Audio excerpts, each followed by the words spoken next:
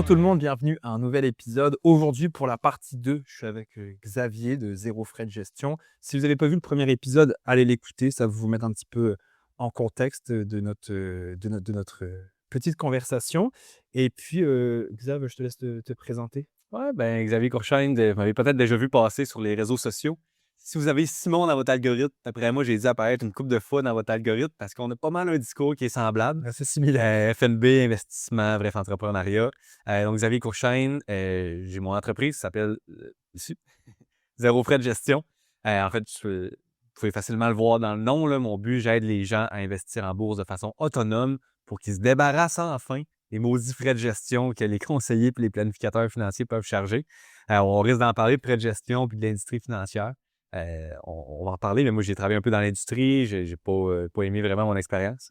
Fait qu'un peu comme Sim, formation, accompagnement, fiscalité pour aider les investisseurs autonomes à être solides dans leur démarche puis le faire comme il faut. Toi, tu as un bac en finance. Ouais, bac en finance, que je suis en train de faire ma maîtrise en fiscalité. Oh, nice. Ouais, en ligne avec l'Université de Sherbrooke. Donc, tu serais MFIS. Exact. Mais probablement que finalement, je la finirai pas, je vais être DFISC. Parce que, en tout cas, Ça. dans le fond, là, je suis dans le programme de la maîtrise en fiscalité. Ouais. Puis là, il me reste un cours pour que si je finis ce cours-là, je peux me faire accréditer un DESS en fiscalité. Ok. Puis là, quand tu as un DESS en fiscalité, la signature, c'est DFISC au lieu de MFISC. Mais tu es quand même considéré comme un fiscaliste. Ouais. MFISC, il faudrait que je fasse 3 cours de plus écrire l'essai de 80 pages. Puis là, avec la business, pour l'instant, j'ai pas le temps. Là, fait que je m'enligne pour faire mon DESS. Au moins, je vais pouvoir dire que je suis fiscaliste, puis il va y avoir mon titre en bas de ma signature. Pour moi, la fiscalité était tellement une grosse partie des finances personnelles que les gens oublient. Tu sais, j'avais partagé un truc, c'était gagner de l'argent, faire fructifier son argent, puis je sais plus c'était quoi l'autre, c'est 3 choses totalement différentes. Mmh. Puis c'est vrai que la fiscalité en tant que telle, c'est un monde qui est tellement important à connaître. En tout cas, de bien s'entourer si tu connais pas ça. Ouais. Puis là, toi, nous, on s'était rencontrés en 2021, je Ouais. pense, sur un podcast quand j'étais avec Il Lille. est encore disponible, je suis allé voir, là. Ouais, C'est sur le Barlon, c'est rendu le Barlon Affaires podcast, là, que Hubert a. C'est l'épisode 84, si je me souviens bien. C'était moi quand j'ai 3 ans et demi avec toi, puis Hubert, là, si jamais il y en a qui veulent aller écouter ça. c'est vrai. Puis à l'époque, tu travaillais en cabinet de services financiers, Exact. puis tu avais vu des choses qui te titillaient un petit peu. Tout à fait. Peux-tu nous en parler un petit peu de ça? Oui, je peux vous en parler. Ça fait longtemps que je suis plus dans ce domaine-là des services financiers. Tu sais, moi, j'ai fait mon bac en finance, puis le narratif quand tu fais ton bac en finance, c'est que tu vas finir dans une banque ou dans un cabinet de services financiers, puis tu vas être conseiller, planificateur financier. Tout le monde, 80% des gens au bac en finance, ils font ça, puis là, il faut que tu fasses des stages dans ton, tu sais, dans ton parcours universitaire pour avoir assez de crédit pour avoir ton bac. Puis là, tous les stages ben, sont commandités par telle compagnie. Fait que tu n'as comme pas le choix d'aller faire un stage là-dedans. Fait que là, moi, je vais en faire un stage là. Puis, ben, moi, j'avais déjà lu là, les Nicolas Bérubé. Puis, j'étais déjà un peu au courant là, des frais de gestion. Puis, j'avais déjà entendu des pratiques douteuses des conseillers financiers. Mais je me suis dit, garde, je vais aller voir pour de vrai c'est quoi. Puis après, je vais pouvoir avoir une vraie opinion de est-ce que ce que Nicolas Bérubé dit, c'est de la bullshit ou est-ce que c'est vraiment vrai que le monde se font un peu avoir? Puis, genre, on en a parlé sur le dernier épisode, mais tu sais, la première affaire que moi, j'arrive là-bas, c'est vraiment le paraître. Ouais. Tu sais, tout est clean, clean, clean cut. Les bureaux sont neufs, les chars dans la cour, c'est tout des beaux chars. Moi, j'ai mon vieux Pontiac Vive que j'ai parqué au bout pour pas que mon boss le voie. Puis moi, j'arrive en polo de même, là, comme je suis en ce moment, là, pas zéro frais de gestion.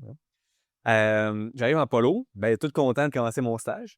Première fois, je me fais dire, ton habillement, ça fait pas, mon homme. Il va te falloir une chemise, un suit, des beaux souliers, des beaux pantalons propres à chaque jour. Tu vas t'en acheter. Ici, c'est important que tout le monde soit bien habillé. Le paraître, c'est très, très important. Fait que là, c'était comme mon premier un peu red flag de mais t'as peu, là. Moi, je viens de lire Liberté 45, qui me dit qu'acheter un beau char, flasher son sou, être tout le temps dans les restos, avoir une grosse maison, c'est des comportements d'appauvrissement au niveau Ouais. financier. C'est factuellement, tu t'appauvris, puis tu contribues à avoir une mauvaise santé financière si tu surconsommes, si tu flashes. Moi, j'allais dans une boîte de conseils financiers. Je me disais, OK, ils vont être sharp, genre, là. Ils vont tous te faire des budgets, puis ils vont mettre de l'argent de côté. Puis c'est du monde qui vont être très, très sharp, frugal, parce que c'est ça qu'il faut faire pour avoir une liberté financière. Ouais. Fait que le premier red flag, ça ne fit pas, là. Les conseillers financiers qui dépensent, qui vivent de paye en paye, puis qui prônent le flasher puis le paraître, OK, c'est beau, on passe ça.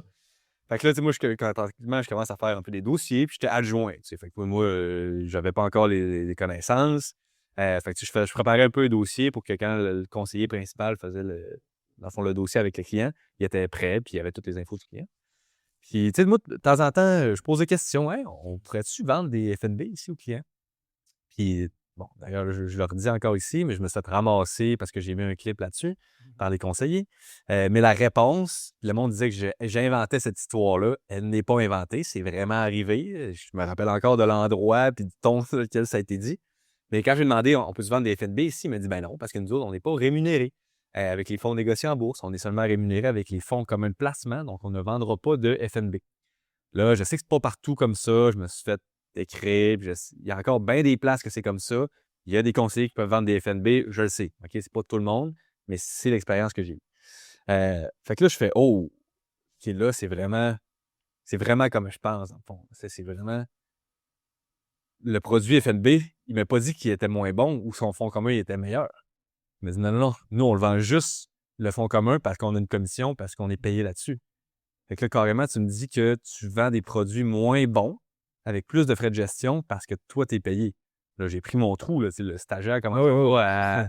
Ça marche pas comme ça, les finances. Je veux dire, je commencerai pas à monter ses murs et dire hey, oh non, non, on devrait pas faire ça. J'ai pris mon trou, mais écoute, je peux te dire que là, à ce point-là, j'étais vraiment. J'avais encore une rage, encore plus. Je voulais déjà démocratiser les finances, mais là, ça m'a donné une coche de plus de là. Qui est, dès que je sors d'ici, là, moi, il faut que je démocratise ça. Il faut vraiment que je montre comme qu'est-ce qui se passe un peu derrière les rideaux parce que c'est dégueulasse. Là. Puis, écoute, c'était. Là, je veux pas non plus trop under the. C'est du bon monde, mais c'est l'industrie. Bref. Je pense que l'industrie est construite. C'est pas de la faute, c'est de la faute tant des conseillers, c'est juste. C'est fait de même. La boîte te rémunère si tu vends certains types de produits. J'avais une question, je te coupe. Tu sais, tu as parlé des médecins avec Pat. Ouais. Est-ce qu'il y en a qui t'ont écrit comme quoi les médecins avaient aussi une cote sur certains produits? Il y en a un qui m'a écrit, il m'a dit que non. OK. Il m'a dit. Je me demandais ça, si les médecins, en donnant tel produit, tu sais, plutôt qu'un autre, s'ils avaient des. Il y a un médecin qui m'écrit vraiment un gros message là, que je vais poster justement dans ma story, là, probablement d'ici la fin de la journée. Il m'écrit hier soir. OK. Puis j'ai demandé si je pouvais repost, là, parce qu'il m'a vraiment écrit un beau message, puis avec l'investissement, puis avec la médecine. Lui, il était médecin urgentologue. Ça semblait vraiment legit. Là. J'ai checké son profil, puis ça avait l'air legit. Puis il disait, ben non. Il dit, je veux dire, le collège des médecins, c'est une des choses les plus strictes au collège des médecins. C'est qu'il n'y avait pas de conflit d'intérêt. Là. On joue avec la santé des gens, puis c'est la base de l'intégrité d'une profession. C'est qu'il n'y avait pas de conflit d'intérêt, c'est ce qu'il me dit. Fait qu'il m'a dit, ça arrive. C'est peut-être déjà arrivé, tu sais, vraiment quelque chose en dessous de la couverte, là. Mais règle générale, ça n'arrive pas.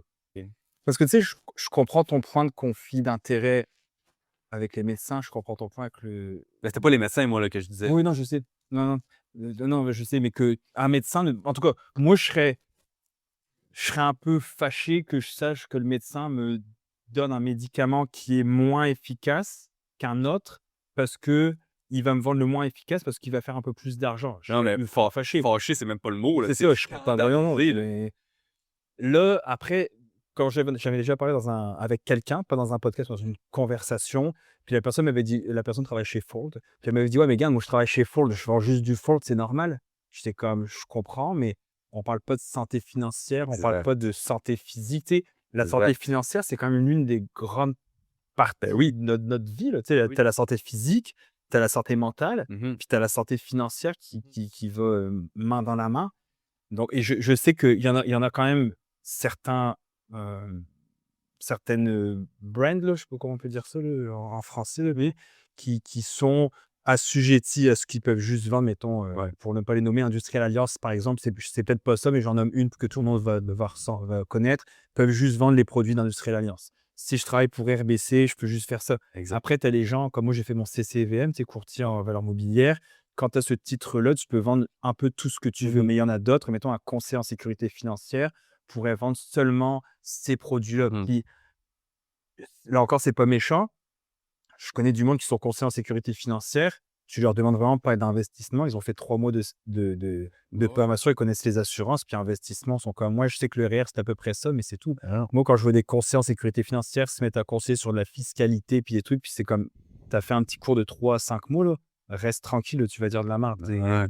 d'autres options. Donc, c'est pour ça, tu sais, les gens, souvent, dans le milieu de la finance, ils parlent comme si un infirmier avait le même niveau qu'un médecin, qui avait le même niveau qu'un médecin spécialiste, qu'un médecin généraliste. Et dans les finances, c'est pareil. Tout le monde parle, ah oui, moi, mon conseiller financier. Conseiller financier, ça n'existe pas. Ouais, c'est Ce vrai. n'est pas un terme qui n'existe, c'est conseiller en sécurité financière.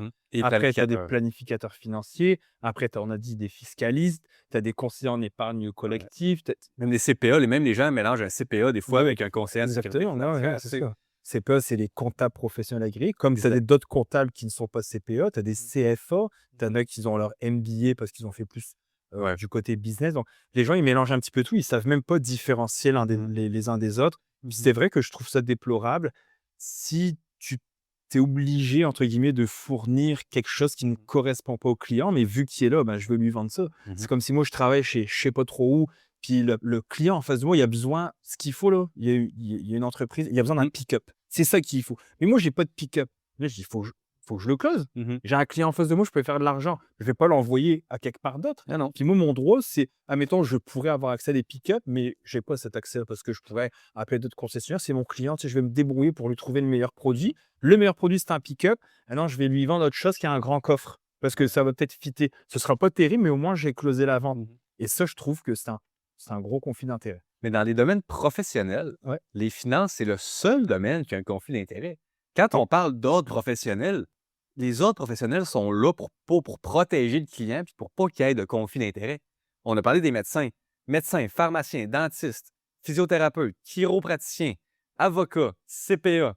Écoute, je Ouais, il y en connais a pas plein toutes, d'autres, là, ouais. mais tu nommes tout ça. C'est tous des professionnels qui sont rémunérés à l'heure. Pourquoi ils sont rémunérés à l'heure? Parce que à l'acte et à l'heure, effectivement. Pourquoi? C'est parce qu'on veut pas que des professionnels qu'on juge que c'est des domaines importants, santé financière, je veux dire, très important aussi. Ouais. On juge que c'est des domaines tellement importants de la vie qu'on veut pas mettre ça entre les mains de vendeurs, puis là, avoir des conflits d'intérêts avec des commissions. Puis, le seul domaine qui est encore comme ça, là, c'est le domaine de la finance. Ben, en fait, les autres domaines n'ont jamais été comme ça, là. Les autres domaines ont toujours été à l'heure ou à l'acte. Mais le seul domaine professionnel qui joue énormément dans la vie des gens, qui est à commission, puis qui est justement en pourcentage de frais de gestion, c'est les services financiers. On pourrait même inclure, j'ai rien contre les courtiers immobiliers, mais on pourrait inclure le courtage immobilier aussi là-dedans, tu sais. Il n'y a pas d'ordre de courtier immobilier? Non, mais il y a une genre de fédération, là, qui n'est pas un Ah oui. ordre dans l'ordre des professions du Québec, mais il faut quand même que tu aies une certaine Il y en a eu certification. qui s'est fait poursuivre la dernière J'ai rien contre les courtiers immobiliers, mais Mhm. tu sais, tout ce qui est à commission, puis je veux dire, sur un pourcentage d'une valeur, je veux dire, il va y avoir quelque part de la magouille parce qu'il y en a un qui va vouloir tirer la couverture de C'est ce ça, je te disais, la fille qui avait dit à son client et avec l'autre courtier, c'était mis de mèche, là, combien il est prêt à payer, combien il est prêt à vendre, c'est quoi le maximum? Parce que Ouais. quand je suis là-dedans en ce moment, je t'en ai pas parlé au premier épisode, puis j'ai signé des choses que je peux pas en parler, mais je connais des gens qui ont acheté une business et ils se sont fait complètement flouer. Parce qu'en fait, ils faisaient pas affaire avec des professionnels, ils faisaient affaire avec des courtiers. Donc les gens voulaient absolument qu'ils achètent cette business-là le plus cher possible. Parce que si je prends une cote de 3 sur 300 000 ou 3 sur 1 million, ben on s'entend que si je fais une coupe de transactions par année, c'est une bonne différence. Ah oui. Donc j'ai tout intérêt, pas que mon client l'achète le moins cher possible, j'ai tout intérêt que mon client l'achète le plus cher possible, tout comme la maison. Tout à fait. Et c'est ce que la fille, elle avait fait, je pense à Gatineau, justement, qu'elle s'était mis de mèche pour vendre le plus cher possible et flouer les clients par rapport à ça. Puis elle s'est fait, elle a perdu sa licence de courtière. Ouais. d'ailleurs. Ouais. Mais Félix Lévesque, je sais pas si tu connais Félix Lévesque, gagnant d'occupation double, là, qui fait du contenu en finance. Je dis gagnant d'OD, mais il fait beaucoup de contenu un peu comme moi et toi en finance. Puis, est-ce que tu pourras aller voir? Ah, Là, je pense que je commentais un de ces trucs dernièrement sur Ben, Instagram. parce qu'il vient de poster qu'il y a une vidéo qui a fait vraiment beaucoup réagir, là. C'est dans le fond, c'était une association de courtiers immobiliers, justement, qui demandait de participer à une émission. Tu vas le trouver, c'est le premier, L'évêque. ça va être le premier vidéo. Ouais, C'est lui? exact. Ils ont J'ai commenté un. c'est cette vidéo-là. OK. Dans le fond, ce qu'il dit là-dedans, là, c'est que tu pourras aller regarder après. Là. Ouais, c'est intéressant. Il s'est fait inviter sur un plateau de tournage. Tu l'as vu celle-là? Ah ouais, je l'ai vu, ouais. Ah ouais. Non, il ramasse Marc Dargy puis le gars de crypto aussi. Là. Puis d'ailleurs, je le connais personnellement, Félix. Puis super de bon Jack, une tête là, vraiment solide. Là. Puis bref, sa vidéo qu'il a faite la semaine passée, c'était ça. Il s'était fait inviter sur un plateau de tournage. C'était juste des courtiers immobiliers pour parler de courtage immobilier puis de la réalité des premiers acheteurs. Fait que là, il a envoyé l'invitation. Félix, il dit Good, je suis peut-être intéressé, mais tu sais, moi, mon expérience en tant que premier acheteur, c'est que je trouvais qu'il y a eu beaucoup de frais. Tu sais, les frais de courtage immobilier, je trouvais que c'était cher, tu sais, 15 000 que j'ai payé. Tu sais, courtier hypothécaire, notaire. Tu sais, il y en avait plein de frais, je veux dire, taxe de bienvenue. Bon, là, on ne la paye plus, là. Mais il a envoyé ça, il a dit Bon, ben, moi, si je viens sur votre show, ben, je vais parler majoritairement de ça, parce que c'était ça mon expérience. Mais il y avait plus de frais que je pensais à l'achat d'une maison. Puis là, la prod lui ont répondu Ah, finalement, non, on a changé d'avis. C'est pas l'angle qu'on veut donner à l'émission. Fait que merci quand même là, d'avoir voulu te prêter au jeu. Puis, tu sais, il était, avec raison, il était scandalisé de ça. C'est comme, OK, dans le fond, c'est une gang de courtiers qui veulent, genre, se rencontrer, puis là, se taper dans le dos toute la gang pour dire que sans eux autres, le monde ne pourrait pas acheter, puis ils sont nécessaires, puis que les commissions, c'est correct. Puis, je pensais à ça, puis je pensais au domaine des services financiers, puis j'étais comme, c'est pareil, dans le fond, là. C'est une clique, là, qui veut que ça reste secret, puis qui veut pas que des gars comme moi, puis toi, rentrent dans le domaine, puis viennent shaker ça. C'est pour ça que moi, je serais jamais invité, tu sais, les fameux trucs, le débat des finances. Ouais. Je disais tantôt Fabien Major, il y a quelques années, il avait parlé Hubert sur un podcast, puis qui avait dit Ah ouais, ton partenaire Simon, il aime pas les conseillers, il dit ceci, cela. Puis Hubert, plutôt que de dire Ah bah, tu lui demanderas directement, t'es comme Ouais, mais tu sais, il a un peu changé son fusil d'épaule. Puis j'étais comme J'ai changé mon fusil d'épaule. Non, j'ai jamais dit ce que tu dis. J'avais fait un vocal d'ailleurs. J'avais dit, si tu veux m'inviter, invite-moi. Là, tu me poses moi, je vais te répondre straight. Les gens qui me connaissent un petit peu savent à quel point je suis quand même straight to the point. Donc, c'est sûr que si je me fais inviter par des gens puis que j'ai envie de dire ça, je vais le dire. Ah, bah, si tu me coupes, là, ça va faire partie. Mais tu sais, Ouais. il y a plein de. Puis c'est un peu ça que je reproche, c'est plutôt que de toujours se tenir avec le même monde, d'être dans une chambre d'écho, à inviter du monde. Tu sais, moi, j'ai pas de diplôme en finance. J'ai pas de diplôme, tout court parce que j'ai pas fini mon secondaire 5 vu que je suis arrivé de France. J'ai pas fait l'école ici, mais c'était pas pour ça que j'ai pas réussi dans plein de domaines différents, que ce soit entrepreneurial ou en tant que je partage mes comptes, c'est une question de plus.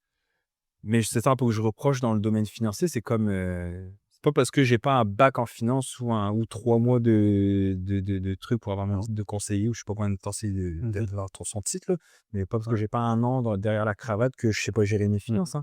Non, puis les conseillers t'as dû te le faire reprocher plusieurs fois, ils sont très, très agressifs. À Ouais. dire, Hey, Ouais. lui, il est pas. Ça me fait rire, moi. Sur des vidéos, j'ai un bac en finance, puis je vais être fiscaliste dans quelques mois, là, quand je vais avoir fini mon cours. Puis souvent, sur des vidéos, je vois des CSF. Là. Ces CSF, là, souvent, je creuse un peu, puis le gars, il a un secondaire 5.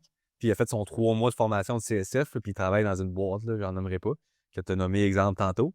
Puis là, il vient commenter sur mes vidéos. Ah, il sait pas de quoi il parle, ce gars-là, il est pas inscrit à l'AMF. Oh, t'as peu, man. J'ai un bac en finance, je suis en train de finir mon DESS en fiscalité. Comme tu viendras pas me dire que je sais pas de quoi je parle parce que j'ai pas mon titre de l'AMF. Là.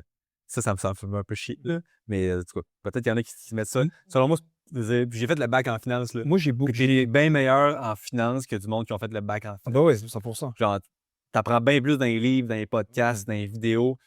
L'école, c'est correct. On apprend des choses. Mais même le bac en finance, je veux dire, non, t'as appris pas mal plus dans ta vie que t'es dans un bac. Le podcast de Fiscaliste, un podcast avec Reggie. Ça, c'est bon, C'est moi qui est en arrière de ça. C'est moi qui monte leurs vidéos, c'est moi qui fais leurs descriptions, les titres. C'est moi qui m'occupe de tout ça dans l'ombre, on va dire. Donc, j'ai toujours accès aux épisodes bien avant qu'on les publie. Puis, tu sais, je parle souvent avec Reggie de finance et avec Gérard aussi. Je vois aussi beaucoup de conseils qui leur écrivent parce que j'ai accès à leur boîte de messagerie, évidemment. Donc, je vois aussi un peu de conseils qui leur écrivent. Des conseils qui, moi, me détractent. Alors que souvent, quand c'est des épisodes des questions-réponses, c'est moi qui prépare les épisodes. Quand ils ont des questions-réponses, c'est moi qui vais leur dire voici ça, ça, ça. Ceux qui répondent, bien entendu, ils savent ce qu'ils font.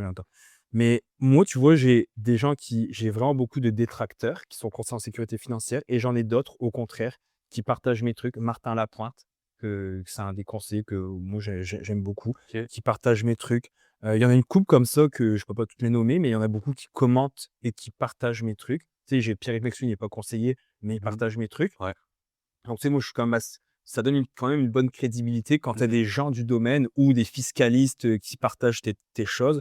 Je me dis, bon, je dois pas être si un gros jambon que ça. Puis en plus, moi, ce que je dis, je donne pas d'opinion. Bah, j'en donne, mais pas là. Mais c'est des trucs factuels. Tu sais, quand je Exact. parle des fonds indiciels, quand je parle de timer le marché, c'est factuel. Donc, tu sais, qu'est-ce que tu vas me reprocher, en Ouais. fait? Tu sais, là, après, il y a toujours des études qui comparent l'un et l'autre, comme la fameuse étude, par exemple. De Vanguard, tu veux dire? Non, où est-ce qu'il disait quelqu'un qui est accompagné d'un conseiller en Ouais, sécurité c'est Vanguard. C'est Vanguard qui a fait ça, qui a fait Il y a 2 d'autres, là, 2,3 mais ouais. Un conseiller vaut 3% de rendement ou quelque chose du genre. supplémentaires, Ouais. 2,3% de plus Ouais. que si tu avais investi d'une façon Ouais, par toi-même, autonome. sans accompagner. Exactement. Mais de toute façon, ça veut. Selon moi, ça vaut rien. Ben, ça vaut pas rien. C'est intéressant de regarder cette statistique-là, mais ton conseiller, tu peux le payer à l'heure comme un avocat ou un comptable. Mais il y a personne qui fait ça. Moi, j'en connais pas. Il y en a. Il y a Fred Rondeau. Ouais. Après ça, il y a Alexandre Leblond. Moi, je suis pas planificateur financier, mais fais attention parce que accompagnement veut surtout dire avoir des conseils en fiscalité. On l'a dit tantôt, la fiscalité, selon moi, c'est le nerf de la guerre. Ah oui. Surtout en investissement. Puis comme quand tu as besoin de conseils, ton conseiller ne te fera pas faire un meilleur rendement. Mais non. OK? C'est ça, faut s'enlever ça de la tête tout de suite, là. C'est comme, il peut peut-être t'empêcher de faire des mauvais moves puis de vendre quand ça baisse, là. Mais t'écoutes les podcasts à Simon, là. Je veux dire, faut pas, là, que t'aies fait un bac en finance pour pas vendre quand ça baisse, là. Tu entends? Fait que bref, juste finis mon point. Vas-y. C'est que c'est vrai que l'accompagnement a une valeur, mais tu peux être accompagné par un CPA qui va te charger à l'heure. Tu peux être accompagné par un fiscaliste qui va te charger à l'heure, un planificateur qui va te charger à l'heure, par un formateur comme Simon ou comme moi qui va aussi t'accompagner, OK? Qui ne sera pas inscrit et qui ne chargera pas de frais de gestion, mais il va quand même apporter une expertise. Tu peux tout payer ce grand paquet de monde-là, 100, 200 pièces une ou deux fois pendant l'année, ou payer la formation à 500 pièces s'il faut. Mais ça va te coûter bien moins cher, pareil, que, je veux dire, tu peux pas justifier un frais de gestion. Ça vaut pas ça quand même, selon moi. Moi, c'est sûr que quand j'ai des questions, tu sais, mettons fiscalité, j'appelle Reg, là. Tu sais, il est fiscaliste. Exact. Sinon, Nicolas Monette, que je parlais, qui est aussi CPA, fiscaliste MBA, puis qui est conseiller en sécurité financière. Si j'ai vraiment une question qui est pointue, je vais le demander. Ah oui, il va être bien meilleur que le conseiller en sécurité financière. Bien, À des années-lumière. Des Ils vont plus années-lumière. marketing. Ouais. Comme quoi, mais nous, on fait de l'optimisation fiscale. Et toi, tu es conseiller en sécurité financière. J'ai rien contre les conseillers en sécurité financière. Mais là, tu me donnes le choix entre toi qui va me coûter 5 000 $ de frais de gestion ou Reggie. OK, il va peut-être me charger 500 $ de l'heure. Il va être bien meilleur. Il va me coûter moins cher. il va coûter moins cher. Pourquoi j'irais voir toi? Ah ouais. Et moi, c'est eux qui font ma fin d'année fiscale pour mon entreprise, Gérard et OLG, donc les deux fiscalistes qui sont deux fiscalistes en podcast. Tu sais, moi, je l'ai dit tantôt, mon partenaire au gym chez Patriote, c'est David. C'est un avocat qui a 30 années en droit des affaires. Là, je suis en train d'acheter notre business de piscine. Ben, je vais demander les contrats, je vais faire une option d'achat d'action, comment ça marche. J'avais déjà une bonne idée de ce que je voulais, mais j'ai demandé à David, peux-tu juste m'aider? Ça a pris 7 minutes. On a fait un petit call de 7 minutes. J'ai dit comme ça, c'est bon, ça c'est une très bonne idée, ça c'est excellent. Ça, c'est par contre, Simon, tu fais pas ça parce que voici pourquoi ça marchera pas, puis voici dans quoi tu vas te retrouver. Le reste, c'est parfait. Je vais t'envoyer un draft de contrat que moi je fais souvent, il me l'a envoyé. Le conseil vaut beaucoup d'argent, mais un conseil à l'heure. Je vois pas pourquoi je donnerais à David, qui est mon avocat, par exemple, je vois pas pourquoi je le paierais 5 000 $ par année. Hey, un pourcentage de ton bénéfice. C'est ça, ou de ma valeur. Hey, je te fais tes contrats, puis je t'incorpore, mais je te prends 2 % de ton bénéfice jusqu'à la fin de tes jours. Aeternam. Puis Nicolas Bérubé avait fait l'exercice à quel point, en fait, au début, en fait, ça te coûtait pas trop cher, les frais de gestion, mais qu'à la fin de ta vie, donc au bout de pas à la fin de ta vie, mais au bout de 10, 15, 20 ans, c'est énorme.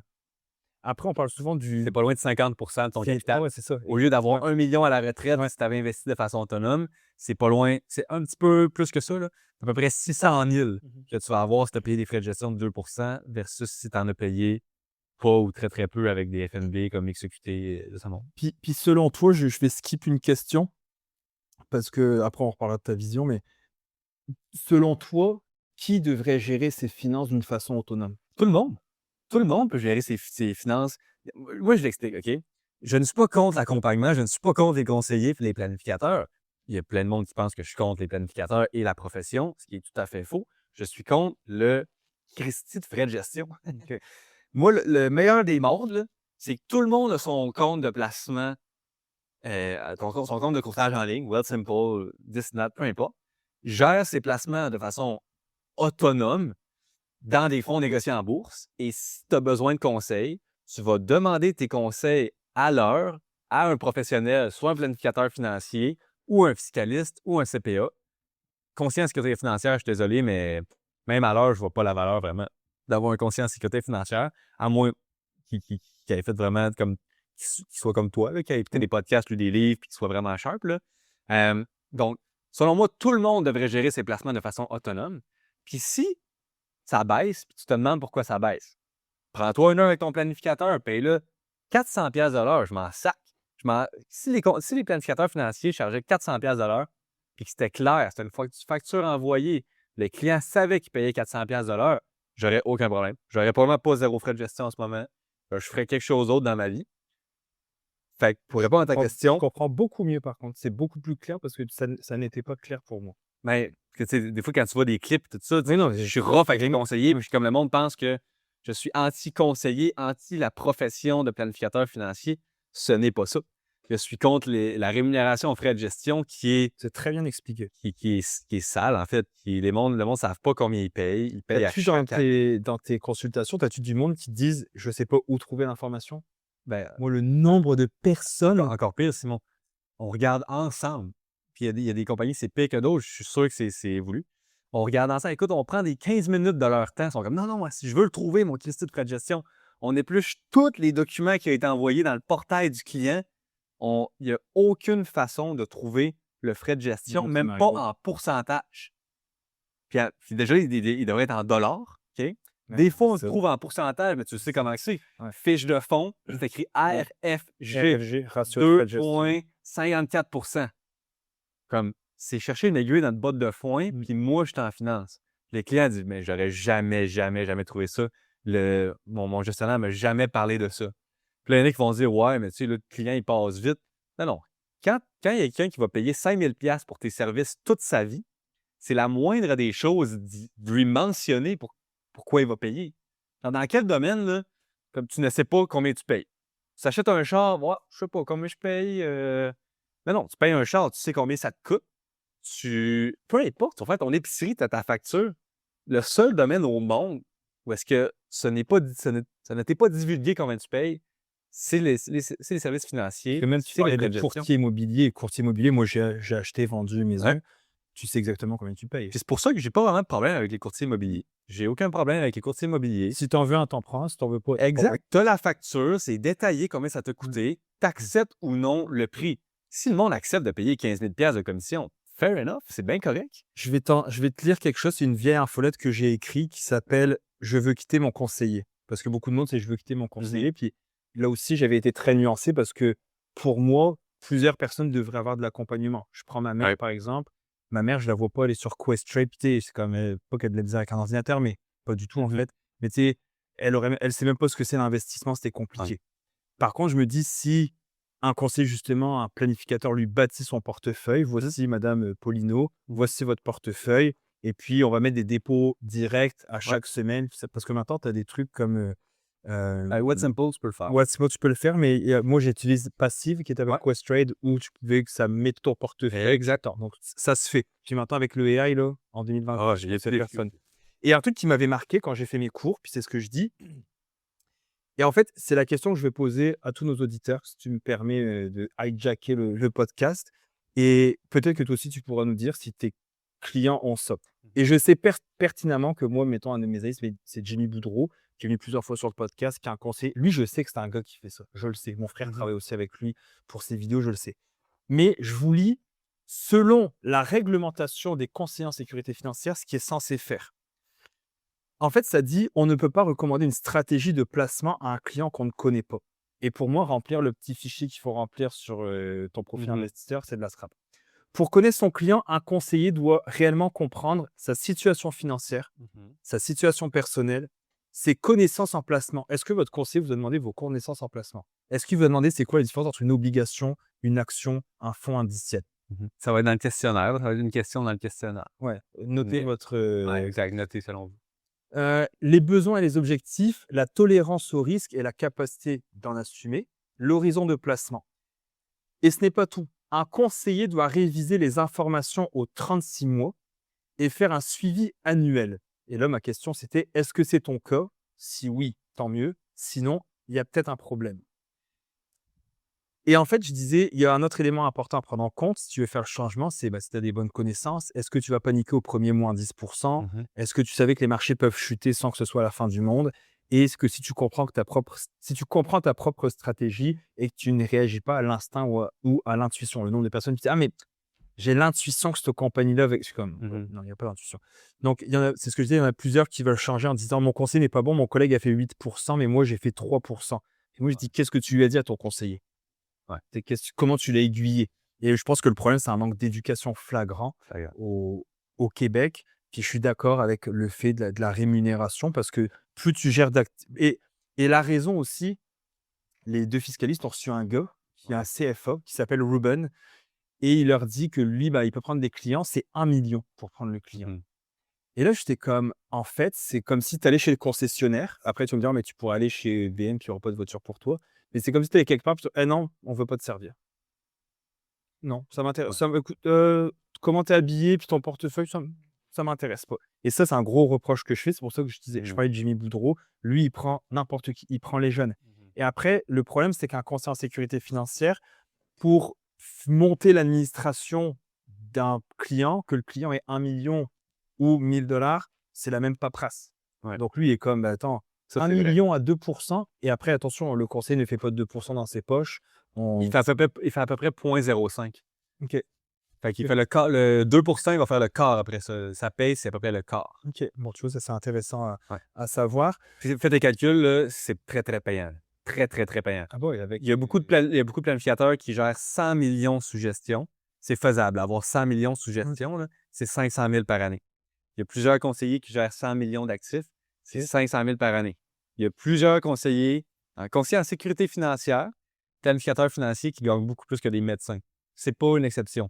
C'est pas la norme, mais il y a beaucoup, beaucoup, beaucoup. Puis ces gens-là travaillent 25, 30 heures par semaine maximum. C'est du revenu passif. Une fois que tu as ton 100 millions d'actifs sous gestion, là, c'est du revenu passif. C'est un 0,5% de frais de gestion qui rentre à chaque année.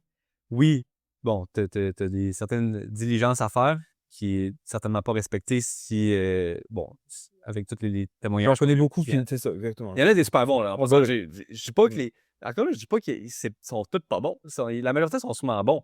Mais impossible de justifier un frais de 7 000, 5 000 par année. Je veux dire, les REER. J'ai calculé mon frais de gestion, mettons avec ma blonde, si on continuait dans ce truc-là, et je perdrais environ, là, dans les prochaines années, 650 000 en frais de gestion.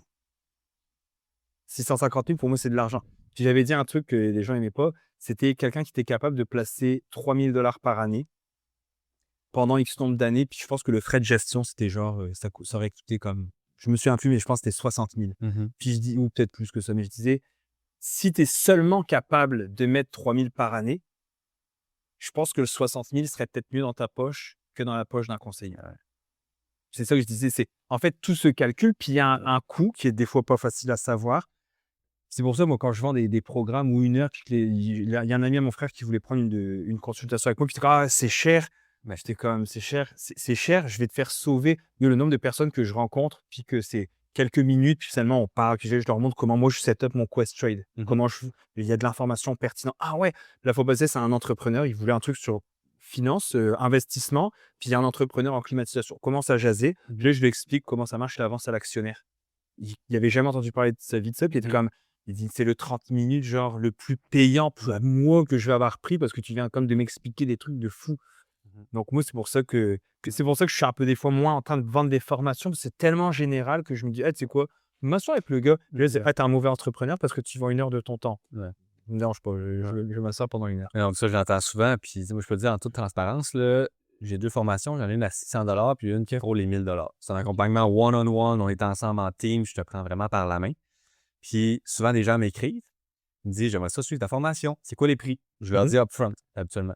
J'essaie pas de faire tout le sales call, puis à la fin, j'essaie d'être honnête. Ouais. Mais, bref, souvent, quand je suis upfront avec le prix, je je me fais ghoster directement. Mmh. OK? Parce que là, le monde, ils font wow. Puis là, les gens m'ont tout dit, ils m'ont dit, j'ai 300 000 en placement, j'ai pas de service de mon conseiller, je paye 2 de frais de gestion par année. J'aimerais ça faire ta formation. C'est quoi tes prix? OK, on va faire un appel, ça va me faire plaisir, entre 600 et 1000 $.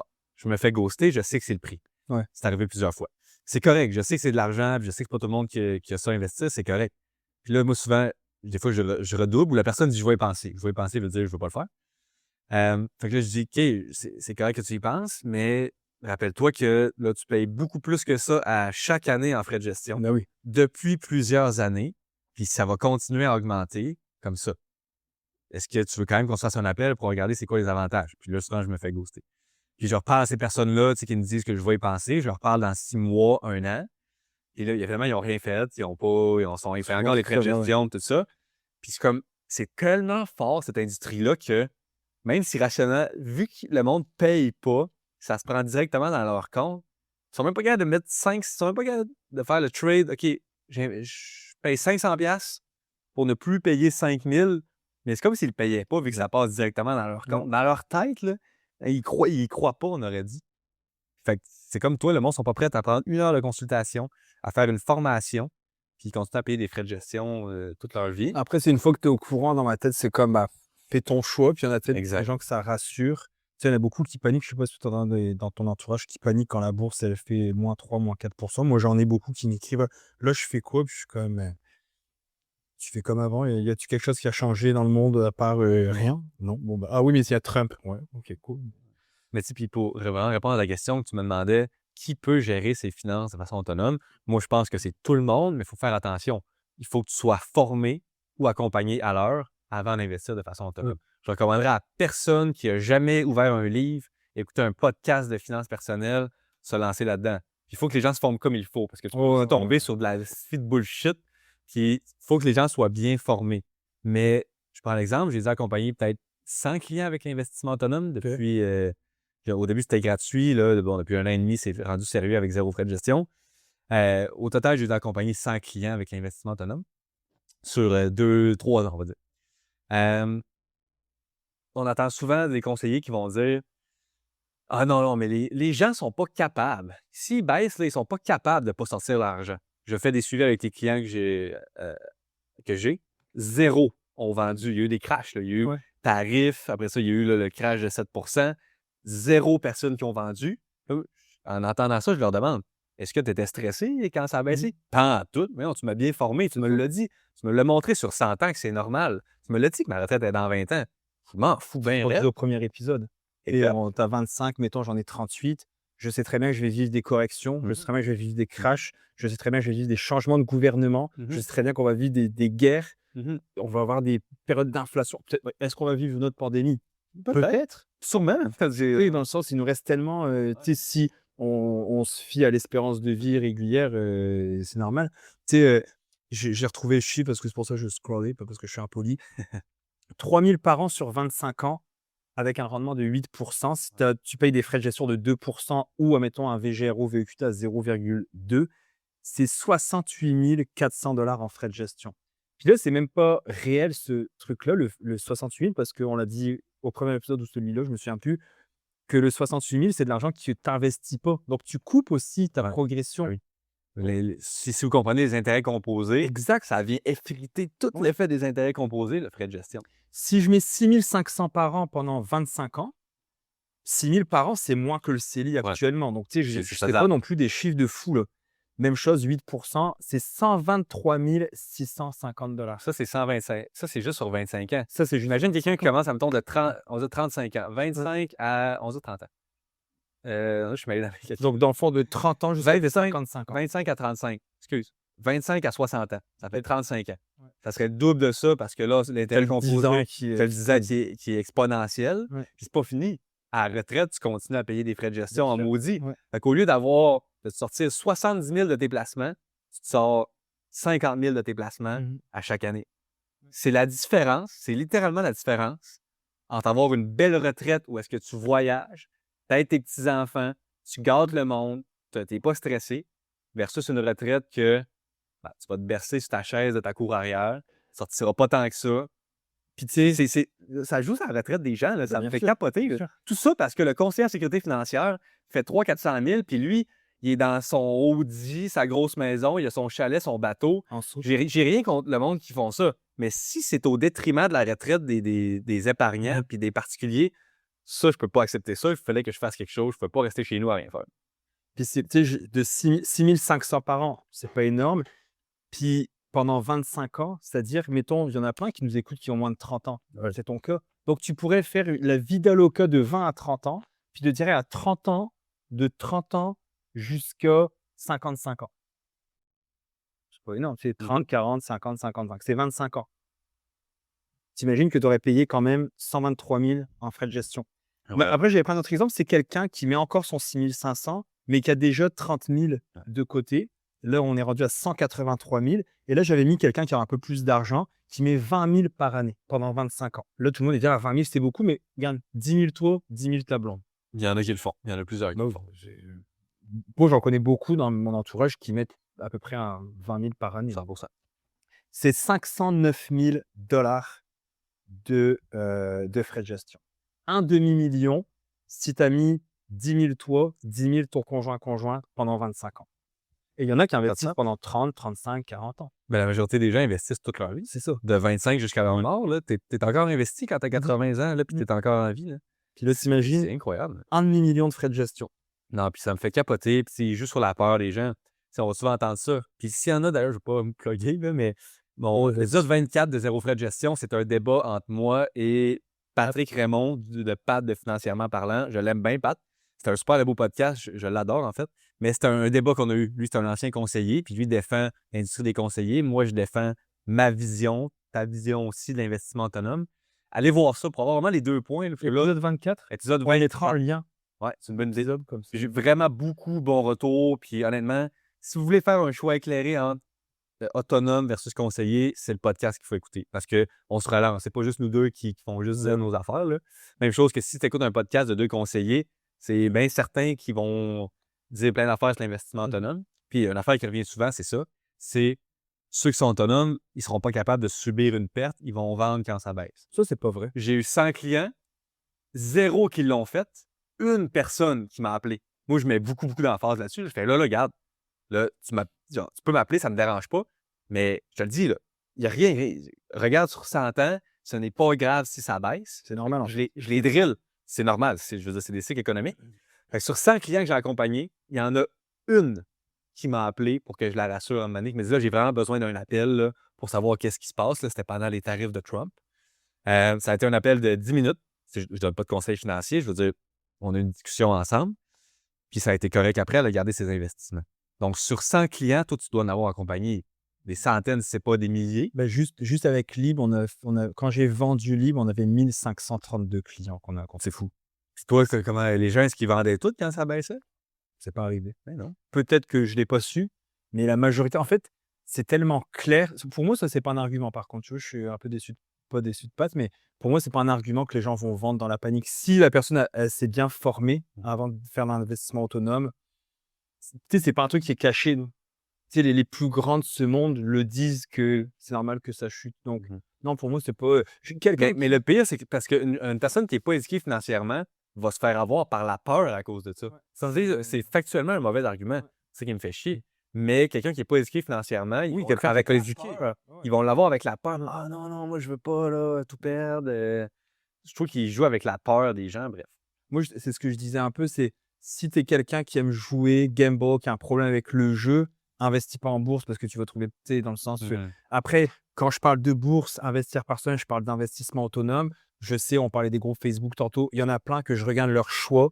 Je suis comme, man, ça, c'est les nouveaux. Hey, salut, je débute en bourse. J'avais pensé acheter 15% de AMD, 25% de Tesla, mettre 12% dans l'or. Puis là, j'ai demandé à ChatGPT. Puis je suis comme, ChatGPT, moi, j'ai déjà posé des questions pour certains podcasts que je voulais faire.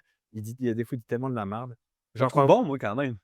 Ben, oui, il va te le dire. Très bon. Il va dire non, les FNB sont vraiment prouvés pour être meilleurs sur le long terme. Mais il y a plein de trucs qui disent de la merde. Tu sais, quand tu dis, je veux juste parler de ça, moi, mettons le REEE, il disait que ça te faisait sauver de l'impôt et tout. Il y avait plein de trucs que c'était pas, même le CELI, la limite du CELI, il ne savait pas. Il y avait quand même plein de trucs qui étaient pas bons. Donc, tu sais, c'est aussi à prendre avec des pincettes, là. Le problème avec ChatGPT, c'est qu'il avouera jamais qu'il a tort. Ouais, Je sais pas. ouais. Fait que s'il le sait pas, il va te dire de la Il merde. va t'inventer un truc, c'est ça. Donc, il y a ça aussi. Mais après, c'est ça. Je pense que la majorité du monde, en fait, tu sais, la majorité du monde devrait être accompagnée. Il y a pas de Je suis je veux un d'accord. conseiller ou autre. Je pense que la majorité du monde devrait d'accord. être accompagnée à l'heure, par exemple, comme tu le disais, parce que à un moment donné, comme là, j'ai eu un appel avec Béatrice il y a quelques jours, ben, son salaire vient d'exploser. Elle vient d'avoir une augmentation. Je pense qu'elle a changé de job, elle a une augmentation. Ben, elle voulait savoir qu'est-ce que je fais avec mon portefeuille. Est-ce que je me pars un REER? Est-ce que je devrais mettre plus dans mon REER? Donc, ça, c'est des questions qu'on peut regarder. Il n'y a aucun conseil de hey, investis dans Apple. Non, c'est de la fiscalité C'est top. pure. C'était bon, voilà, là, tu as le CELI, tu as le REER, puis vu que je la connais bien parce que j'ai aidé à monter ses portefeuilles, on parle des enfants avec les RE, etc. On a fait notre appel ensemble. Mais après, c'est vrai que tu imagines si elle dit, bon, bah là, je fais 200 000 maintenant par année, bah, je vais m'ouvrir un REER avec un conseil financier. Tu imagines le montant d'argent perdu, entre guillemets, alors que cette fille elle a une tête sur les épaules, elle est très bonne, elle sait ce qu'elle fait. Je sais qu'elle ne vendra pas dans la panique, là. Au contraire, elle va se dire, OK, let's go, je vais racheter plus. Mais après, c'est juste le mindset, une mentalité différente à changer. Puis une fois que tu es formé, en fait, bah, tu te dis, bah, pourquoi je vendrais? C'est stupide. Tu sais, c'est Charlie Munger qui disait, ou peut-être Warren Buffett, que la bourse est le seul magasin que quand il y a les soldes, les gens s'en vont. Donc, c'est une phrase qui est tellement connue, donc c'est pas, tu sais, comme Pat disait, c'est pas caché là, qu'il faut pas vendre quand ça chute. Là. Ouais. C'est pas Non, c'est vraiment pas un bon argument selon moi. Non, pas Puis je les appâte, puis tu sais, même je vais réécouter le podcast, mais il y a aucun. Je veux dire, j'ai jamais trouvé quelqu'un ou un planificateur qui a trouvé un argument à oui, tu peux avoir un planificateur, mais paye-le à l'heure au lieu de frais de gestion. Non, Tu ne je suis peux pas, tu peux rien dire à ça. OK, si tu dis non, vraiment autonome, zéro accompagné versus planificateur à frais de gestion, on peut peut-être avoir un débat de la personne vraiment tout seule, elle va faire n'importe quoi. Qui sait pas ce qu'elle fait. Mais d'avoir un planificateur financier, le même qui est à honoraire à l'heure et l'autre qui est à frais de gestion, tu ne trouveras jamais un argument. Je vais recevoir Denis Bourque, Fabien Major sur le podcast. Puis d'ailleurs, j'en invite des fois des conseillers, ils refusent souvent. S'ils veulent venir sur le podcast argumenter avec moi, ça va me faire plaisir. Je veux entendre un argument qui va me dire t'es mieux de payer un frais de gestion que quelqu'un à honoraire. À date, j'ai jamais entendu quelque chose. Denis Bourque, c'en est un qui a beaucoup changé parce que ses premières vidéos au début, l'une des premières vidéos qu'il a fait, j'étais encore avec Lib. Je m'étais dit, il appelait les gens, les investisseurs autonomes, il les appelait les clowns. Ah ouais. Et il comparait les gens qui investissent de façon autonome avec les gens qui investissent dans le Bitcoin. Puis j'avais vu sa vidéo, puis j'avais été comme, my gosh. Puis je pense que c'était pour faire réagir. Ah ouais. Mais si nous, on faisait ça, on aurait des plaintes à l'AMF parce qu'on fait de la mauvaise Moi, information. il commande mes vidéos, puis il me traite. Ah ouais, Denis? Ben, il est très hautain. Là, il dit mon cher. Il a commenté une de mes dernières vidéos, puis c'est très, très hautain. Ah, Vraiment, là, mais, comme si je suis un moins que rien, puis que vu que c'est de la gestion autonome, c'est. Non. Je sais pas, je connais pas son discours. Là. Le pire, c'est que je trouve qu'il était il a intéressant. changé, il a beaucoup changé. C'est comme je te dis, c'en est un qui s'est beaucoup plus nuancé, posé parce que faudrait que je mette la main sur sa première vidéo, puis j'étais comme ouf. Je me souviens, il avait traité le monde de clowns, les investisseurs autonomes des clowns, puis j'étais comme, ouais, non, c'est. Mais nous, je dis pas ça des gens qui investissent avec un conseil. Au contraire, je suis comme, tu as du conseil, hey, good job, parce que si tu veux pas te former, va avec un conseiller. Si toi, ça t'intéresse zéro, puis tu te dis, puis ça me fait aussi, moi, ça m'intéresse, je suis pas bon en maths, donc j'investirai pas. Ça n'a aucun rapport. Zéro rapport. Mais si tu dis, moi, je ne veux pas me former, ça coûte combien? 100 000? Dans toute ma vie, ça va me coûter 200 000? Parfait, je vais le payer. C'est rare que le monde soit prêt à payer ça. Exactement, parce qu'ils ne savent pas. Ouais, c'est ça. Mais si tu me dis, je sais combien ça coûte, ça ne m'intéresse pas, je sais combien de temps ça me prendrait si je devais le faire moi-même, ça ne m'intéresse pas, fine, paye. Ouais. Mais en fait, un peu ce que je dis, c'est faut savoir combien ça coûte. Ouais. Si tu sais combien ça coûte et que tu es d'accord avec ça et que tu n'as pas la peur des marchés, fine. Et pour prendre une décision éclairée, il faut que tu sois au courant de ça. Exactement. Mais moi, je ne connais personne. Moi, ce qu'on disait à l'époque avec Lib, c'est fais pendant 1 an, ouvre-toi un compte, puis fais 1 an toi, puis 1 an avec ton conseiller. Puis si tu vois qu'il y a eu des chutes, puis que tu n'as pas capoté, puis que tu n'as pas que les journées rouges, ça t'a rien fait, tu vas savoir que tu es prêt. Exact. Je ne connais personne dans les 1532 personnes qu'on a suivies. Je ne connais personne qui a dit « Ouais, finalement, c'est pas pour moi. » Non, Personne. zéro. Ça, c'est puissant. Là. Pour ceux qui écoutent, il y en a qui se demandent « Ouais, je devrais-tu changer autonome? » J'ai aucune personne qui me dit j'ai fait le switch pour autonome, puis je suis revenu conseiller. 0, 0, 0, 0. Le discours, ça doit être le même. Hey, c'est bien plus facile que je pensais. Hey, pourquoi j'ai pas fait ça avant? Ça n'a pas de bon sens. Comment ça, personne sait ça, que c'est autant facile? Puis, ben, voyons Moi, c'est donc la qu'il y a autant phrase, de monde. c'est juste ça. Ouais, moi, c'est tout le temps, tout Je le fais temps, un tout le temps. ouais. Tout le temps. Moi, j'ai une vidéo qui a été quand même virale. C'est j'achète des actions. Combien de temps ça prend? Puis ça prend 21 secondes. Je me connecte sur Questrade, puis je mets le login, mot de passe. Puis là, j'achète. Oh, je vais acheter du VFV. Oh, et j'ai juste 60 $ dans mon compte. J'achète une action. Je ferme mon chrono. Puis à l'écran, là, il roule le chrono. Tac, 21 secondes. Voilà ce que c'est. J'ai fait mes devoirs avant de choisir mon portefeuille et tout. Je vais pas acheter une action à la mode. Mais c'est pas long, là. Tu sais, les gens, ah, j'ai pas le temps. Ça, j'ai pas le temps, c'est pas un argument viable. C'est pas du tout valable. Ça prend 10 minutes par mois Ah ouais, maximum. c'est rien. C'est rien du tout. Investir en bourse. Là. Honnêtement, si tu pars de zéro, puis tu vas apprendre l'investissement autonome, là, moi, je dirais que c'est un 5 à 10 heures Pareil. dans des bonnes ressources. C'est Pareil. sûr que si tu fais une formation de trading, pas tant la meilleure ressource. 5 à 10 heures de formation de podcasts, de très, très bons podcasts ou de très, très bons livres crédibles, avec des sources crédibles. 5 à 10 heures, on va dire 10 heures pour te former, là, pour être certain que tu es bien formé. Là. Ouais. Quand ton 10 heures il est fait, après, c'est 10 minutes par mois maximum. Ouais. Max, ça, c'est si tu n'automatises pas tes placements puis tu le fais par toi-même, les virements. Maximum 10 minutes par mois. Puis ton portefeuille, les FNB tout en un, se rééquilibre par eux-mêmes. Tu n'as même pas besoin de faire des changements dans ton portefeuille, à part aux 5-10 ans, si tu approches la retraite, tout ça. Puis là, une fois par 5 ans, on va avoir un planificateur à honoraire, paye-les 1-2 heures, merci, bonsoir, t'es reparti. Puis je vais finir avec une dernière affaire, parce qu'on pourra finir avec les impôts. Ouais. Ouais. Puis, tu sais, je répète, moi, encore une fois, une commission du courtier immobilier, ça ne me dérange pas parce que le client le voit. Si il est au courant au préalable. Si on allait, exactement, si on allait au Quartier 10-30 tantôt, mais plutôt eux, puis on interviewait 100 personnes sur la rue, puis ils me disaient toutes, oui, moi, je le sais que je paye 3 000 de frais de gestion par année. Oh oui, je le sais. J'ai fait le choix de le payer. Ça coûterait 10 000, 3 000, 20 000. Je fermerais ma boîte. Je serais good. Le monde le sait. Ils sont conscients. Puis ils font la décision consciente de le faire. C'est ce que je te dis. Le problème, c'est que si on va au 10-30 et on demande combien tu payes de frais de gestion à tout le monde, 1 sur 10 va le savoir. Max, d'après moi. Tout le monde va être là. Oh, je sais pas, moi. Je sais pas. La gestion, déjà, ils savent pas où le trouver. Donc déjà, ça va être... Mais ils sauront pas c'est quoi un frais de gestion. Ouais, non, moi, c'est pas tué. Non, moi, c'est pas ça. J'entends souvent ça. Moi aussi. Ah non, moi, parfois, j'ai une assurance, là, fait que moi, je pense qu'il fait de l'argent avec mon assurance, mais. Non, mais moi, c'est avec ma banque. gratuit. C'est avec ma banque, donc je paye pas. Parce que, et c'est Hubert qui disait ça à l'époque, il dit parce que quand tu sors du rendez-vous avec le conseiller, tu mets pas ta carte Visa, tu mets pas ta carte bancaire, donc pour toi, c'est gratuit. Tu n'as pas payé, tu n'as pas sorti. C'est fort mentalement. Très fort, ben oui. C'est une industrie qui est très bien faite, on va se le dire. Ah, c'est le coup du siècle. C'est Fred Rondeau qui disait ça dans mes épisodes. Il dit le meilleur business model qui a été inventé, c'est l'industrie des frais de gestion. Le client, il revient à chaque année, il ne sait pas combien il paye, il est content, il pense que c'est gratuit. C'est la passe du siècle. Puis là, je cite Fred là, qui a dit ça. Là. C'est vraiment la passe du siècle, là, les frais de gestion. Là. C'est une crosse, là, ça passe là, direct en dessous. Fait que bref, c'est sûr que c'est très opaque, comme on disait, c'est pas le milieu le plus transparent du monde. C'est le moins transparent du monde. C'est le milieu le moins transparent du monde. Je suis pas prêt, j'ai pas peur de le dire.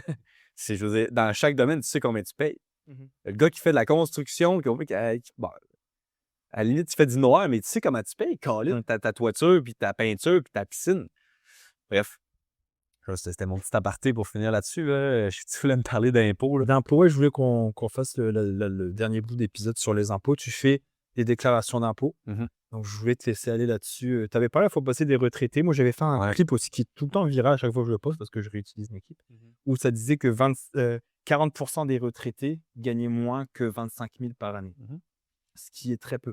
Puis les gens se disent « Ouais, mais ils ont une maison payée. » Ouais, mais les propriétaires, j'avais sorti la stat justement des propriétaires qui ont une maison payée puis qui sont à la retraite, c'est pas 80% là.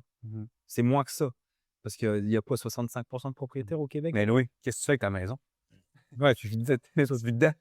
Pas en voyage avec ta maison. Non. Puis quelqu'un avait dit, mais au moins, c'est un très bon commentaire que j'ai épinglé. C'était, mais il faut profiter de la vie, etc. Puis la personne a dit, mais il n'y a pas juste ça, à un moment donné, il faut que tu payes tes soins de santé quand tu vieillis. Il faut que tu payes tes médicaments. Il faut que tu ailles en CHSLD ou en haute si tu veux une bonne place pour vieillir. Donc, bref, je voulais qu'on parle de ça. Puis ta vidéo sur les retraités, vu que tu as insulté, tu devais traiter. Écoute, je les ai ramassés, Colin.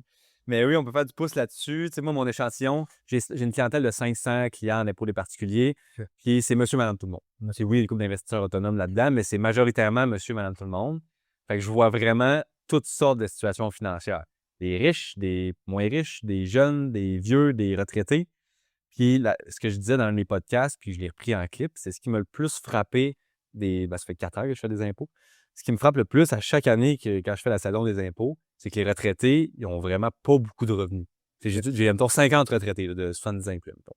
C'est ma clientèle de 500. Puis sur 50, il y en a peut-être 40 qui vivent sur les rentes gouvernementales. Donc les rentes, on parle de RRQ. Ouais, je t'explique, là, puis le pattern est souvent le même. Dans le temps, c'était monsieur qui travaillait, madame était à la maison. Donc, monsieur a la rente du fédéral, la PSV, de 9 000 Donc la pension de sécurité de l'ADS. Ça, tout le monde là, si tu as habité 40 ans ou plus au Canada. Tu n'as pas besoin d'avoir travaillé. Donc, monsieur a 9 000 de pension du fédéral. Il y a une quinzaine de mille de pension de la RRQ, la Régie des rentes du Québec. Ça, il faut que tu aies travaillé. Il faut que tu aies cotisé pour avoir une rente de la RRQ. Donc, on comprendra que la madame qui n'a pas travaillé, elle ne l'aura pas. Tu sais que la moyenne, c'est à peu près 10 000 au Québec. Ouais. Qui versent. C'est rien, hein, 10 000 par année. 15 000, c'est bon. C'est du monde qui ont travaillé à l'usine toute leur vie. Mais oui, il y en a que c'est moins que 15 000. Ben, la moyenne, c'est 10 000. OK, je savais pas ça. Ouais. Okay. J'avais reçu des CFA à l'époque. Oui, je me souviens. Qui nous avaient dit ça. Ça a des clips virales à fond. Ouais. J'étais tombé en bas de ma chaise. Ah ouais.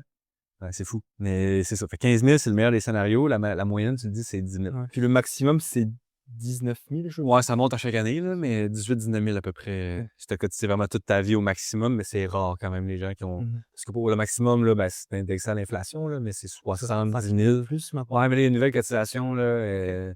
Il y en a qui une nouvelle case, là, c'est le T4, là, qui est dans le fond, jusqu'à 65 000, c'est la cotisation normale, puis tu recotises encore un autre montant à la RRQ. Mais en passant, le Revenu Québec, il augmente les cotisations à la RRQ. Ils veulent que la rente de la RRQ soit plus grosse dans les prochaines années parce que le monde sont tellement pas responsables financièrement. Ils font, ben là, on va en enlever plus de RRQ sur le salaire du monde. On va le prendre plus haut encore. Et ça va monter, là, dans mes cours de fiscalité que je voyais ça. Là. C'est intéressant, ça.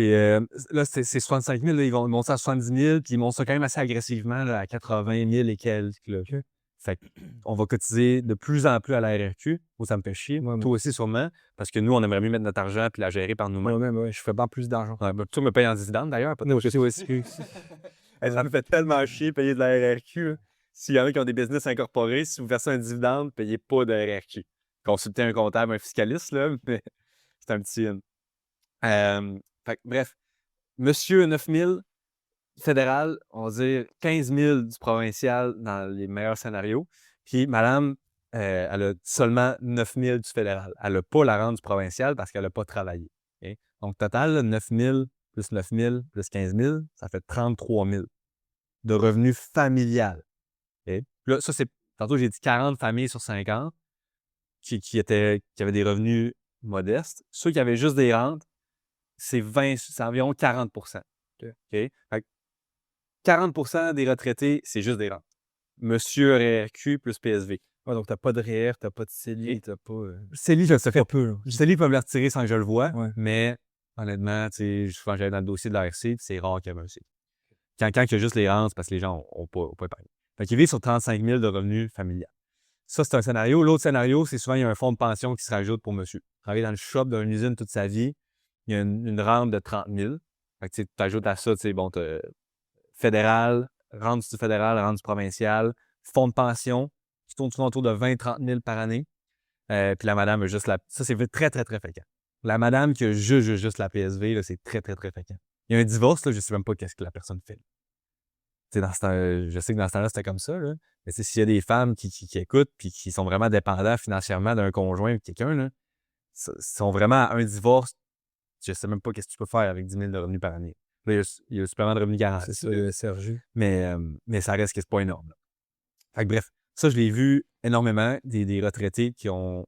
Le fonds de pension, c'est parce qu'il n'y avait pas le choix de cotiser. Ouais. Mais des retraités qui ont... Exact, qui ont un REER, un CELI, des immeubles à logement, ça arrive un petit peu plus. C'est un peu plus populaire dans le champ, les immeubles à logement. Très, très, très... Des placements non enregistrés, très, très, très, très rares. C'est une grosse minorité, peut-être 1 sur 10 qui a des placements, que ce soit à la banque, juste des placements. Là, je m'en fous là, que tu aies genre un fonds commun de placement ou même un CPG. Il n'y a juste pas de placement, il n'y a rien. Okay. Fait que ça m'a un peu désolé. Puis pourquoi j'ai fait la vidéo qu'on parlait dans l'autre épisode, que je disais qu'ils ont une part de responsabilité, c'est que je voulais surtout sensibiliser les jeunes en ce moment. Parce que justement, les jeunes qui achètent ben, j'ai 25 ans, je suis jeune, là, mais mon entourage, je vois que ça prend pas leurs finances au sérieux. Ça s'en fout d'investir, ça dépense tout, ça fait pas de budget, ça rit de moi. Comme je disais, c'est pas méchant, là, mais tu sais, ça prend pas vraiment au sérieux les finances. Puis là, ben, ce que ça donne, c'est que 40 ans plus tard, c'est des personnes qui vivent sur les rangs gouvernementales, qui ont une retraite, je veux dire, je sais même pas qu'est-ce qu'ils font. Puis ce que je disais dans mon podcast, c'est que moi, dans le fond, j'ai augmenté les tarifs. L'année passée, je chargeais 125 plus taxes pour une déclaration. Cette année, c'était rendu 145 plus taxes. Puis j'ai remarqué que pour les retraités, c'était tough. Puis je trouve ça plate, tu sais, je veux dire, je vais pas baisser mes tarifs parce que je sais ce que ça vaut. Puis je veux dire, une déclaration de retraité, il y a quand même une couple d'affaires qui rentrent en ligne de compte, il y a des crédits d'impôt. Mais je voyais que ces gens-là, c'est juste vraiment payer un frais comptable de 145 plus taxes. C'était tough dans le budget, comme il n'y avait pas vraiment d'espace pour ça. Puis j'ai une certaine sympathie pour eux autres, mais en même temps, c'est ce que je me dis, c'est qu'ils ont une certaine part de responsabilité. Puis de dire ça n'a pas passé, là, semblerait-il. Là, je me suis fait ramasser avec plus de 700 commentaires sur mes vidéos. Ah ouais, OK. Ah ouais. Fait que oui, non, c'est des insultes par-dessus insultes, par-dessus insultes.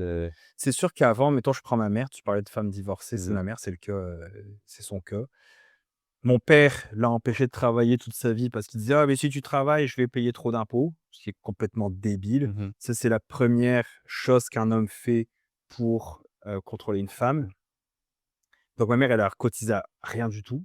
Là, elle travaille depuis quelques années à l'école, mais elle fait pas un énorme salaire. Mhm.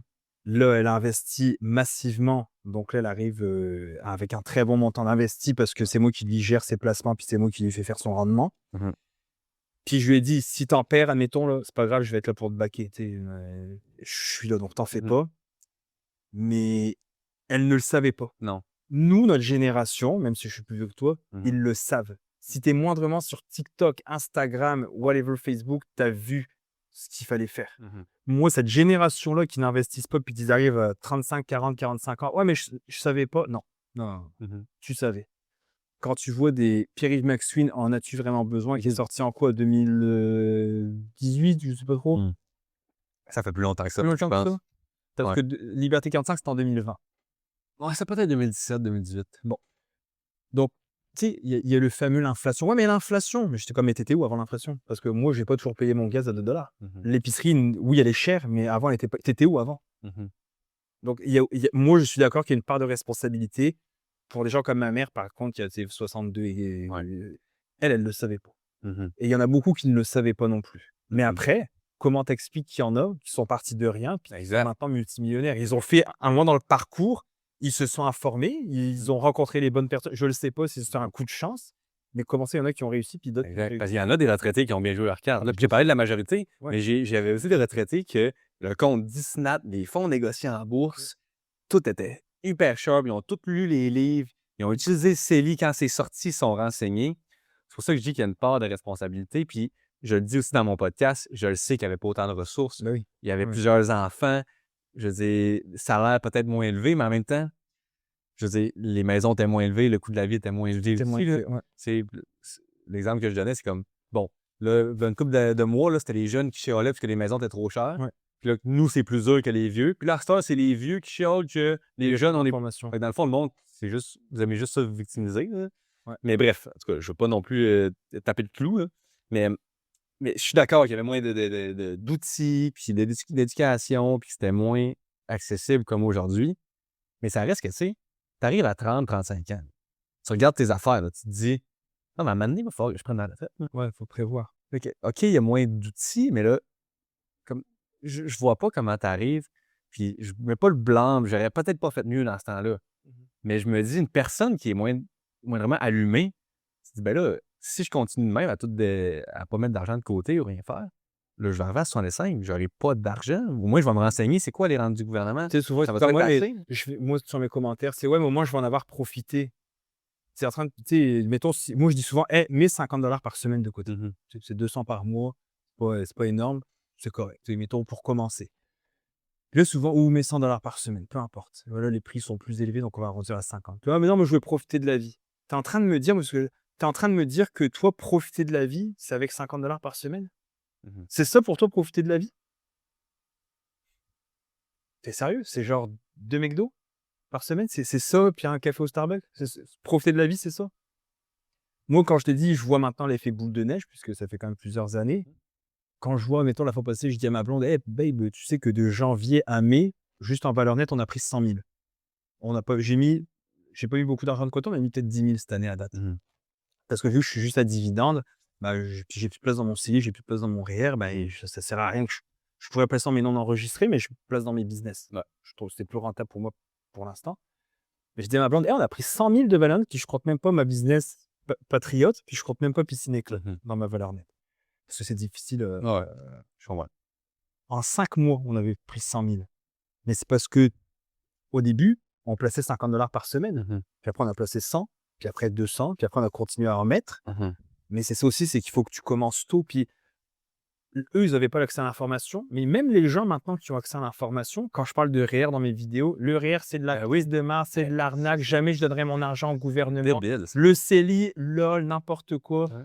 Donc, je suis quand même... Ils ont accès à l'information. Ils voient nos vidéos. Mmh. Ils voient un mec ou 2 mecs ou Fred Rondeau ou Alex Demers ou peu importe les gars d'Investi ou peu importe qui en train de parler de finances, puis eux de se dire: «Hey, tu sais quoi? Je les truste pas, Mmh. mais je vais creuser».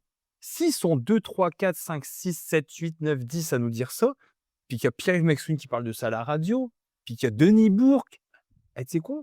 Je vais juste aller fouiller. Je prends pas ça pour du je vais fouiller. Mmh. Puis en fouillant, tu vas trouver l'information. Bah oui, bah oui, bah oui. Mais les gens préfèrent commenter pour dire que je dis de la Mmh. merde ou que Ah tu ouais. dis de la merde ou peu importe. Donc moi, je suis comme: «Eh, séchez-la, puis on se reverra dans 10 ans». Mmh. Tu sais, moi, 10 ans, pas 10 ans, un peu plus que 10 ans plus tard maintenant, comme je te disais tantôt, je vois ma vie, puis je vois celle des autres qui n'ont pas fait les mêmes choix que moi financièrement, qui peuvent pas partir en voyage, qui sont encore à budget pour savoir qu'est-ce qu'il y a en rabais à l'épicerie parce qu'ils peuvent pas se payer ça. Le sport des enfants, c'est difficile, on va devoir couper cet été parce qu'on a plus d'argent. Je suis comme: C'est qui profite de la vie maintenant? puis j'en ai quand même profité avant, tu sais. Mmh. Oui, j'ai fait certains choix un peu plus difficiles. Je te prends un exemple bête. On n'a pas de meubles neufs. On n'a jamais eu ou presque de meubles neufs. La table de la cuisine, on nous l'a donnée. Les chaises, on nous les a données. Le kit de jardin, j'ai une très belle cour. Mon kit de jardin, on l'a pris de la première maison avec Master que quand on est arrivé, il était là. On l'a repris. Petite table carrée en vitre. Je pourrais dire: «Hey, tu sais quoi? Ben, m'acheter un spa. Je vais m'acheter le kit là de fou». On le fait pas. Le jeu qu'on a pour les enfants là, avec la glissade et tout en avant de la maison, c'est mon voisin, que ses enfants sont grands, qui l'a pris avec ses bras, puis il est costaud, puis il nous l'a transporté, puis il l'a mis dans ma cour. «En voulez-vous?» Je dis: «Bah ouais». Puis ma fille, elle joue dessus la balançoire, le toboggan. Mmh. J'aurais pu aller au Costco, m'acheter le truc à 2 000 – 3 000 balles, mais je ne l'ai pas fait parce que je connais la valeur de l'argent. La BM, j'ai vendu ma BM, je me suis acheté une auto moins chère. Là, j'étais parti voir là, il y a quelques mois chez BM pour m'en acheter une autre. Puis là, c'était genre, je sais plus, 1000 et quelques par mois, 1002, 1003 par mois, je sais plus combien, en tout cas, peu importe. Puis là, je me disais: «Man, l'argent que je vais mettre là-dedans qui fructifiera pas», puis en fait, je voyais mais des années de liberté coupées. C'est ça que je voyais. À chaque Mmh. fois que je disais ça, je disais: Ouais. «Eh, c'est fou pareil, si je mets ce 1 200 là-dedans, plus je t'ai dit les pneus ça coûte cher, les assurances ça coûte cher. Si je le mettais ailleurs, qu'est-ce que je pourrais faire?» Puis après vraiment vivre mieux Mmh. qu'une voiture qui me mène du point A au point B, tu sais? Ouais. À part quand tu as un véhicule utilitaire, comme on disait, des pick-up ou quoi, Mmh. que tu as besoin de Si tu en as besoin. si tu as besoin de là, je suis comme une voiture sport au Québec, avec les routes, qui ont des poules partout, j'étais comme: «Ouais, non, c'est quoi?» 100%. Puis tu sais, on peut finir avec ça pour le dernier point sur les impôts que j'ai trouvé intéressant. C'est drôle parce que, comme je te disais, en impôts, c'est monsieur, madame, tout le monde.